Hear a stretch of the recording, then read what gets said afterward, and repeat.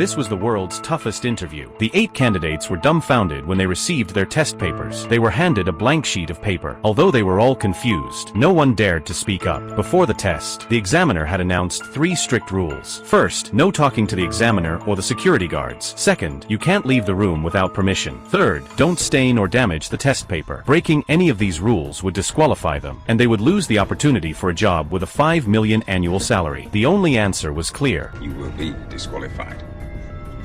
Seeing that no one spoke, the examiner started the 80-minute countdown, and then left the room. The candidates stared at the blank sheet in front of them, feeling utterly lost, not knowing what the actual question of the test was. It seemed that getting the $5 million salary job wasn't going to be easy. However, as time ticked by, one woman suddenly couldn't take it anymore. She thought the reason the boss had handed out blank sheets was to have them write a career report, so she picked up her pen and started writing. As soon as she wrote her name, the security guard walked straight over to her and pushed her out of the exam room. It turned out she had violated the rule of not writing on the test paper. Seeing the woman disqualified for writing her name on the paper, the others hesitated and put their pens down, too afraid to write anything on the blank sheet. But then a man suddenly had a realization. He remembered that the examiner had only mentioned 3 rules, which meant as long as they didn't violate those rules, they were safe. So he stood up from his seat and started doing some punches in the air. The security guard didn't react, so he began greeting the other candidates. It turned out the rules only said not to talk to the examiner or the security guards, but didn't forbid talking to the other candidates. Seeing the man's actions were allowed, the others began to speak up as well, and they started discussing why the test paper was blank.